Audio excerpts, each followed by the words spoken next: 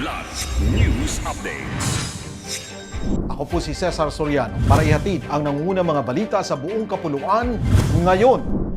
Nagbabala si Mayor Benjamin Magalong na posibleng maharap sa dagdag na paglabag ang isang buffet restaurant sa Baguio City matapos mag-viral ang video ng umano'y dagang nakita sa order na sinigang ng isang customer noong June 13.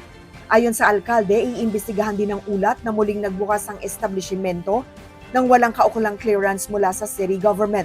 Binigyang diin niyang hindi maaaring basta magbalik operasyon ng mga negosyong isinara nang walang re-inspection at sertipikasyong ligtas at malinis na ang kanilang pasilidad. Dahil sa insidente, paiigtingin pa ng lungsod ang inspeksyon sa mga restaurant at iba pang food establishments. Muling bumisita si Pangulong Ferdinand Marcos Jr. sa mga lugar na naapektuhan ng magnitude 7.8 na lindol sa Region 12 kahapon, eksaktong isang linggo mula nang naganap ang sakuna.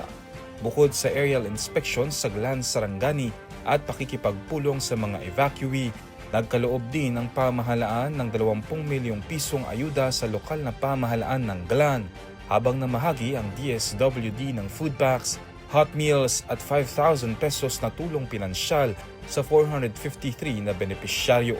Binisita rin ng Pangulo ang Malapatan National High School at ang Sapu Masla Bridge na napinsala ng lindo. Gayon din ang Sarangani Provincial Hospital sa Alabel, kung saan pansamantalang inilagay sa mga tolda ang mga pasyente.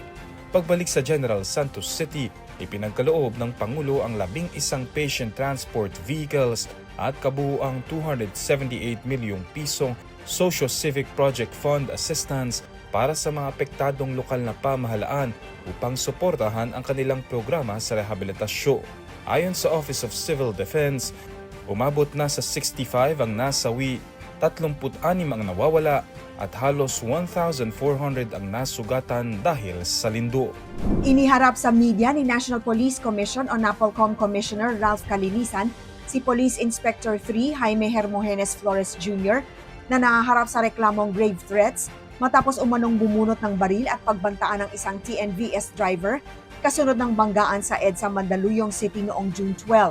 Sa press conference noong June 15 Lunes, emosyonal na humingi ng paumanhin si Flores sa biktima, sa kanyang pamilya at sa publiko.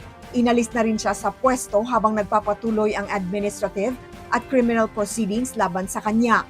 Kasabay nito, kinilala ng NAPOLCOM sina Police Corporal Aloysius Gano, Patrolman John Levy de Guzman at Police Corporal Ariz ng QCPD dahil sa pag-aresto kay Flores, pag-recover ng kanyang 9mm pistol at maayos na paghawak sa kaso. Ako po si Cesar Soriano, kasama nyo sa bawat pagputo ng balita.